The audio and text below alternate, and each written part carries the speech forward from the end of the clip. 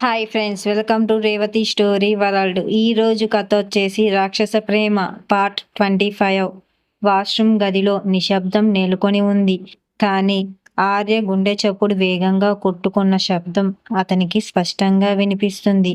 వర్ధన్ ఆమెను గోడకు తన బలమైన శరీరానికి మధ్య నొక్కి పట్టి ముఖంపై భయంకరమైన చిరునవ్వుతో ఉన్నాడు. ఆర్య గుసగుసగా అభ్యంతరం తెలిపింది. నువ్వు ఏం చేస్తున్నావు? నన్ను వదిలేయ్. మనల్ని ఎవరైనా చూస్తే ఇబ్బంది అవుతుంది. వెంటనే వర్ధన్ ఛాతీపై చెయ్యి పెట్టి అతన్ని వెనక్కి నెట్టడానికి ప్రయత్నిస్తుంది. కానీ ఆర్య తన స్థానం నుండి కొంచెం కూడా కదలలేదు. వర్ధన్ తన వేలిని ఆర్య పెదవులపై ఉంచి ఆమె మెడకు దగ్గరగా ఉండి, ఆర్య శబ్దం చెయ్యకు, లేకపోతే బయట నిలబడిన సియాకు సమాధానం చెప్పాల్సి వస్తుంది అని అన్నాడు. ఆ మాటలకి ఆర్య కళ్ళు పెద్దవి అయ్యాయి. ఆమె ఆశ్చర్యంగా, నీకు ఎలా తెలుసు సియ బయట ఉందని అని అడిగింది. వర్ధన్ సిగ్గు లేకుండా ఆమె ముఖంపై చెరిగిన జుట్టు పోగులను తన చేతులతో తొలగించి ఆమె నడుముపై తన పట్టును బిగించాడు. అతను ఆర్య చెవిలో మెల్లగా గుసగుసలాడుతాడు. నాకు అంతా బాగా తెలుసు. నువ్వు కూడా ఒక విషయం తెలుసుకోవాలి. నువ్వు నా ప్రతి మాట వింటూనే మన రహస్య వివాహ రహస్యంగానే ఉంటుంది.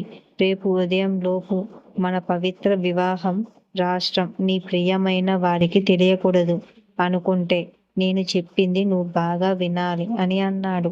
నా మాటలకి ఆర్య భయంతో శరీరం వణకడం మొదలైంది. ఆమె కోపంగా, నువ్వు మోసగాడివి. వారం రోజుల పాటు నా ముందుకు రానని చెప్పావు కదా, మరి నా ముందుకెందుకు వస్తున్నావు అని అడిగింది.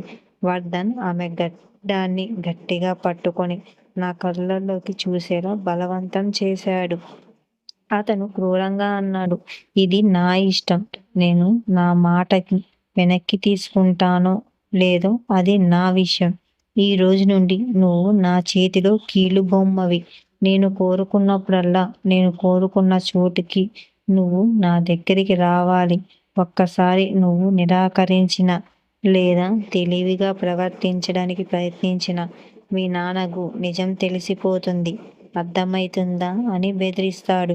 ఆర్య ఏమీ చెయ్యకుండా, ఏమీ మాట్లాడకుండా అతని వైపు చూస్తూ ఉండిపోయింది. ఆమె కంటి నుండి ఒక కన్నీటి చుక్క జారి చెంపపై దొర్లింది. వర్ధన్ నేళ్లతో దాన్ని తుడిచి విజయ గర్వంతో కూడిన చిరునవ్వుతో ఆమెకు మరింత దగ్గరగా వెళ్ళాడు. అతడు ఒక వింత ఆనందాన్ని పొందుతున్నాడు. బయట నిలబడి ఉన్న సియా లోపల నుండి వస్తున్న మెల్లని సౌండులు, బరువైన స్వరాలు విని బాధతో చెందింది. సియా బయట కంగారుగా, లోపల ఎవరున్నారు? నాకు సమాధానం చెప్పండి. లోపల ఎవరున్నారు అని గట్టిగా అరుస్తుంది. కానీ లోపల నుంచి ఒక్క మాట కూడా వినిపించటం లేదు. లోపల ఆర్య ఉందా అని గట్టిగా అడుగుతుంది. కానీ లోపల ఎవరు ఉన్నారో ఆమెకు అర్థం కావటం లేదు. ఇంకా ఎక్కువగా భయపడుతుంది. లోపల వర్ధన్ ఆర్య గట్టిగా పట్టుకొని ముద్దు పెట్టుకున్నాడు. అతని ముద్దు చాలా ఉద్రేకంగా ఉంది. వర్ధన్ కళ్ళల్లో ఒక వింత పిచ్చి కనిపించింది. అది మరింతగా రెచ్చగొడుతుంది. ఆర్య మరోవైపుకు ముఖం తిప్పగానే వర్ధన్ హఠాత్తుగా ఆమె 2 చేతులను గోడకి ఆనించి ఇది పార్టీ ఆమె ముఖాన్ని తన చేతిలోకి తీసుకున్నాడు. నన్ను వదిలే, నువ్వు ఒక రాక్షసుడివి అని చెప్తుంటే ఆర్య గొంతు ఊరికిపోయింది. కానీ అర్త్యన్ వర్ధన్పై ఎలాంటి ప్రభావం చూపలేదు. ఆర్య తనను తాను విడిపించుకోవటానికి తన సాయి శక్తులా ప్రయత్నించింది. ఆమె తన చేతులను కదిలించి అతన్ని దూరంగా నెట్టడానికి ప్రయత్నించింది. కానీ వర్ధన్ పట్టు ఇనుములా బలంగా ఉంది. అతను ఆర్యకు ఎంత దగ్గరగా ఉన్నాడంటే ఆమెకు ఊపిరి తీసుకోవడంలో ఇబ్బంది మొదలయ్యింది. వర్ధన్ తన బలాన్ని ప్రదర్శిస్తూ ఆర్య పెదాలను నిర్దాక్షిణ్యంగా కొరికాడు. ఆర్య భయంతో వెనకడికి వేసింది.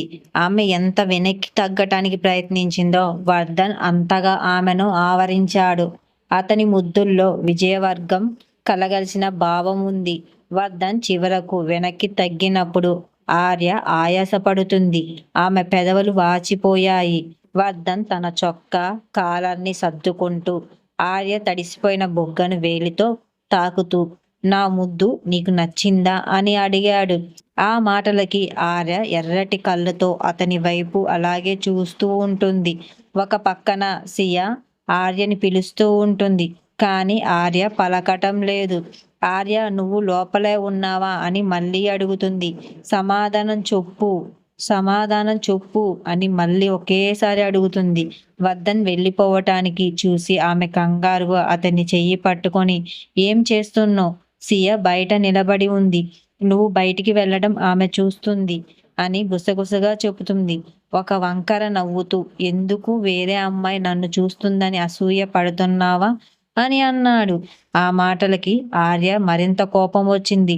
ఆమె పళ్ళు బిగించి నువ్వు ఇక్కడ నుండి వెళ్ళిపోవడం ఆమె చూస్తే ఆమెకు అనుమానం రాదా చెప్పు అని అడుగుతుంది.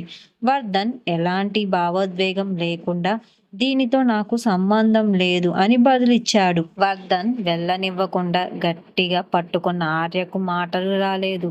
అప్పుడు బయట నుండి మళ్ళీ సియా గొంతు వినిపించింది. ఆర్య నువ్వు లోపలే ఉన్నావా?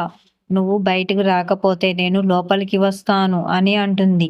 ఇది విని ఆర్య దీర్ఘంగా శ్వాస తీసుకొని వర్ధన్తో నేను ముందు బయటికి వెళ్తాను. నేను సియా ఇక్కడ నుండి తీసుకువెళ్ళిన తరువాతే నువ్వు బయటికి వెళ్ళవచ్చు.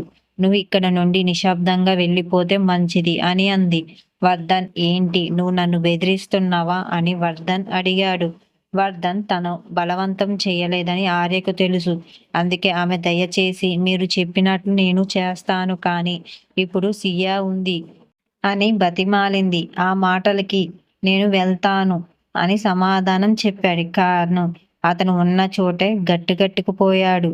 ఆర్య ఊపిరి పీల్చుకొని అద్దంలో తనను తాను సరి చేసుకొని హడావుడిగా బయటికి వెళ్ళింది. సియా తలుపు తట్టబోతుండగా ఆర్య బయటకు వచ్చింది. కింద వరకు ఆమెను అలాగే చూస్తూ ఉంది. నాకు ఏదో తేడాగా ఉందని అనిపిస్తుంది. ఎందుకంత ఆలస్యం చేశావు? నేను చాలా సేపటి నుంచి నీకు ఫోన్ చేస్తున్నాను అని అడిగింది. ఆర్య కంగారు దాచుకుంటూ ఇలా చెప్పింది. లోపల ఒక జంట సిగ్గుచేటు అయిన పని చేస్తున్నారు. నాకు బయటకు రావటానికి సిగ్గుగా అనిపించింది. అందుకే అక్కడే ఉండిపోయాను. కానీ నీ గొంతు విన్న తరువాత ఎలాగోలా బయటికి వచ్చేశాను అని సమాధానం బదులిచ్చింది. సియాకు పెద్దగా అనుమానం రాలేదు. వర్ధన్ వెనక నుండి బయటకు వచ్చి వారు వెళ్ళిపోవడాన్ని చూశాడు. అతని కళ్ళల్లో ఒక వింతైన వేటాడే స్వభావం కల మెరుపు ఉంది. భోజనం ముగిశాక సియా చుట్టూ చూసి వర్ధన్ సార్ ఎక్కడికి వెళ్ళారు అని అడిగింది. ఆర్య ఆ సార్ గురించి వదిలే, వాళ్ళతో మనకు పని, ఇప్పుడు ఇంటికి వెళ్ళిపోదాం అని చెప్పింది. వారిద్దరూ తమ ఇండ్లకు చేరుకున్నాక ఆర్య చాలా ఒంటరిగా అనిపించింది. ఆమె తన గదిలో అప్పటికే సర్దుకున్న బ్యాగ్ వైపు చూసింది. మంచం మీద కూర్చొని ఆమె తనలో తాను అనుకుంటుంది. వర్ధన్ తన మాట తప్పుతున్నారు. వారం రోజుల పాటు నా ముందుకు రానని, నన్ను జోక్యం చేసుకోనని చెప్పారు. కానీ ఆయన మాట మీద నిలబడి మనిషి కాదు. నేను ఇక్కడి నుండి త్వరగా వెళ్ళిపోవాలి అని అనుకుంటుంది. ఆ రాత్రి భోజనం చేశాక ఆర్య నిద్రపోవటానికి ప్రయత్నించింది. కానీ తన ఇంటి బయట ఒక నీడ నిలబడి ఉందని ఆమె గమనించలేదు. ఆ నీడ ఆర్య గది కిటికీ వైపు చూస్తూ భయంకరమైన చిరునవ్వు నవ్వుతుంది. ఆ నీడ ఎవరిది? ఎందుకు ఆర్య చుట్టూనే తిరుగుతుంది? ఆర్య దగ్గర నుంచి ఏం కావాలనుకుంటుంది?